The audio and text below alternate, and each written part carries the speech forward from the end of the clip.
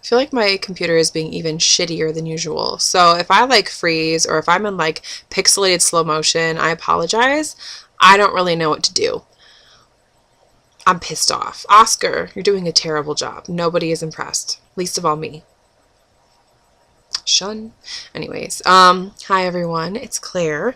I'm doing videos. Yay! Yay, I'm kind of doing it again. Yay! We'll see how this goes, but the reason I'm doing this one is actually kind of an ambitious reason, but I thought I get a lot of questions in my inbox. If it's not about smut, which is probably, well, not so much anymore. It used to be like the #1 question I would get is, what do you write smut?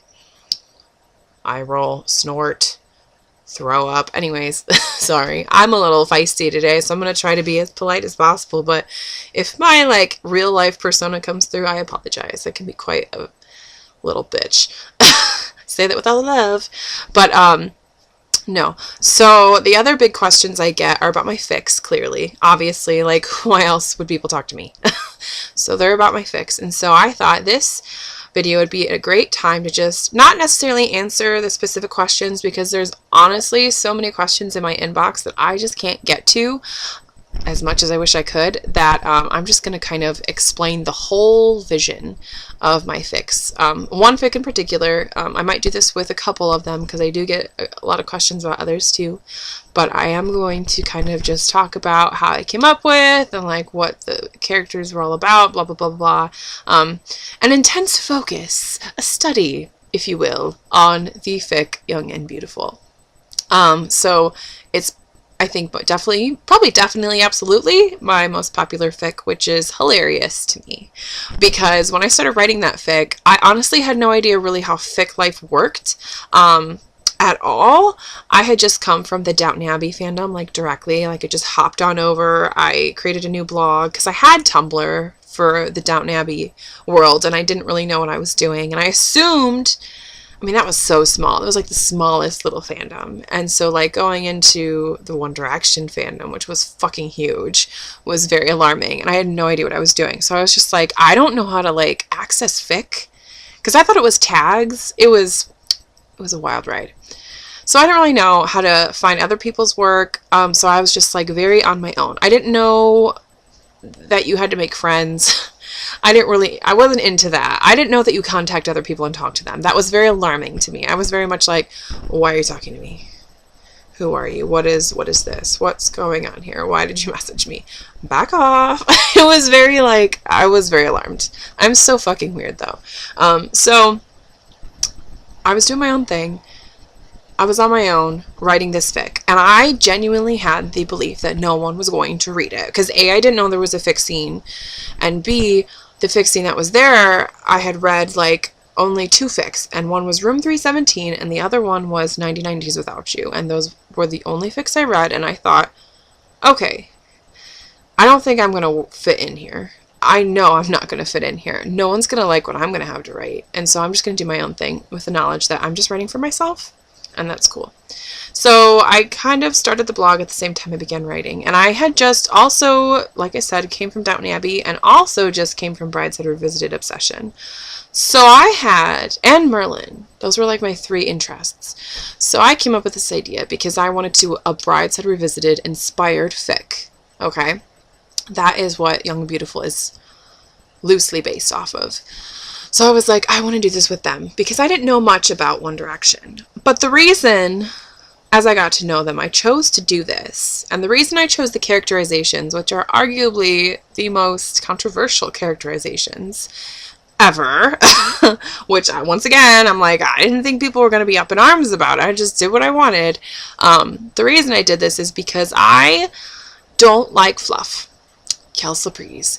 So when I saw like all the, either the angst that was just like too angsty or just like the fluff that was like unbearable that I kind of saw snippets of on Tumblr, I was just like, no, that's just not my style. I really like character studies. I like focusing on a character and just ripping them apart. Not in like a laying into them sense, but just in like, I really like to delve into that. I'm really big on the internal part of a human. And real people are fictional. It's sort of my focus and fascination. So I was like, what I want to do is focus on that. Sorry, there's like something happening and it's driving me crazy. What is this? Fuck off, computer. Don't piss me. Oh, it's me, Velvet Oscar. Why is my writing up? That's weird. Alright, anyways. So I wanted to do that. Yeah, I started with the characters, and I started with the Brideshead Revisited idea, and I focused on Harry, because at the time, Harry was my favorite.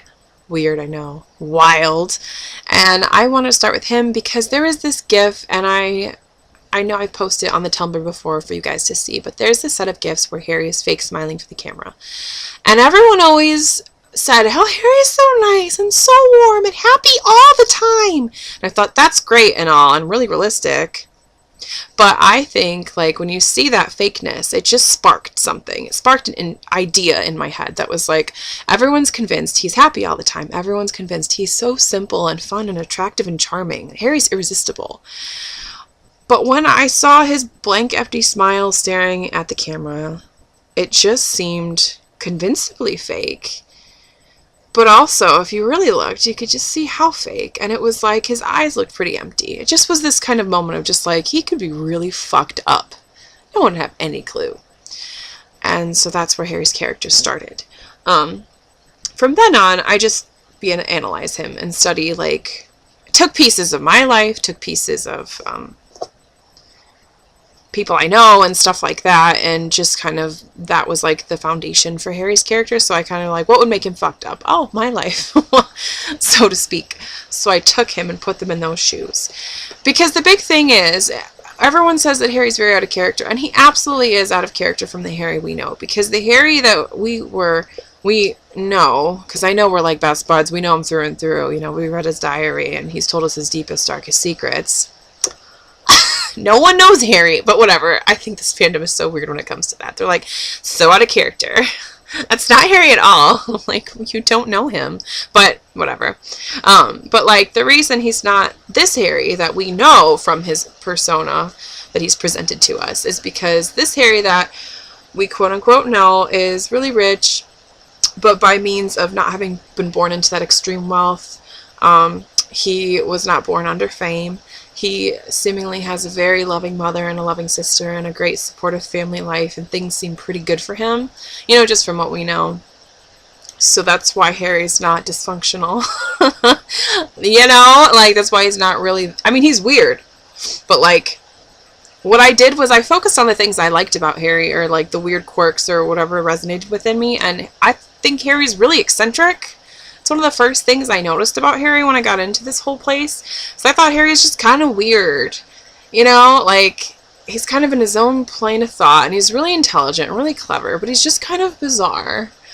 And he's just like, totally cool with it though. He just has an eccentricity. And so I nurtured that eccentricity that I saw in him, and I just like emphasized it and like exaggerated it, because if I just started thinking, like, if he came from this horrible beginning where everything went wrong in his life and fucked him up to the point where he's not recognizably good, because life gets to you, you know, you're gonna be warped by these circumstances. I think he would nurture that weirdness and use it as, like, instead of a reason to be a weird and ostracized, he would like embrace it as a reason to be unique and fabulous, and he'd be so confident he'd carry it off as like a flair sort of thing. And so I thought, you know what, that's what's going to happen. And so I went over the top. I went ridiculous with his weirdness, because it was just like he had the money to do it. It gave him attention. It made him feel entertained, because he felt very little.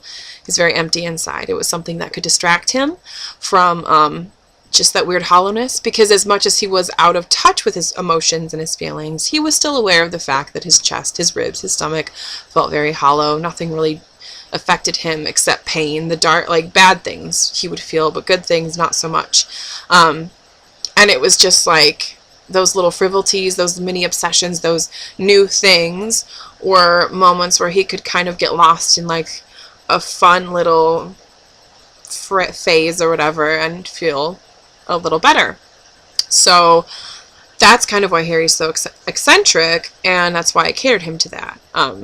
This is going to be over soon, so I'm going to continue in a second talking about Harry's character. Hold up. I talk too much.